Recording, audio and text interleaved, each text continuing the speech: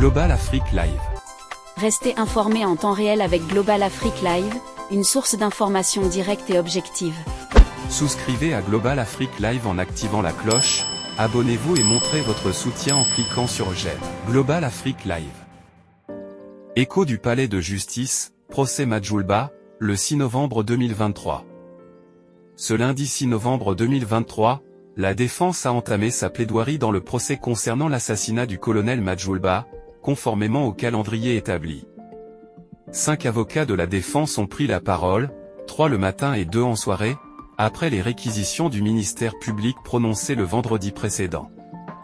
Parmi les plaidoiries des avocats représentant le chauffeur Songhin, la secrétaire Akuna, le colonel Ali, le commandant Bouo, le commandant Atekpe et le colonel Agbonko, un point commun émerge, les réquisitions du ministère public semblent dénuées de tout élément matériel pouvant incriminer leurs clients.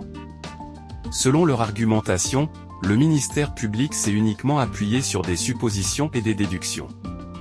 L'avocate du colonel Ali exprime son étonnement quant au manque de résultats concrets de l'enquête concernant l'identité du meurtrier du colonel Madjoulba.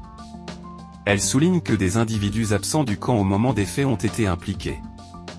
À ses yeux, l'enquête a penché en faveur de l'accusation contre certains individus. Elle remet en question l'accusation d'entrave au bon fonctionnement de la justice à l'encontre de son client, affirmant que la scène du crime a été altérée avant l'arrivée de l'unité spéciale de la gendarmerie.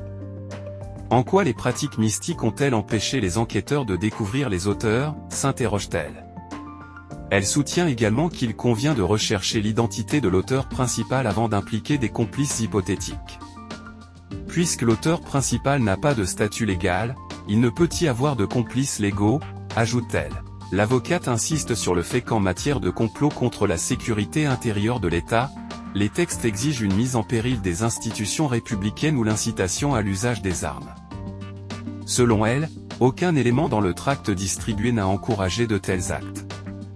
L'avocat du chauffeur Songhin partage une analyse similaire, soulignant l'absence d'éléments constitutifs d'une infraction criminelle dans le dossier. Dans la soirée, l'avocat du commandant Bouo, qui dirigeait l'unité spéciale de la gendarmerie au moment des faits, a également critiqué les réquisitions du ministère public.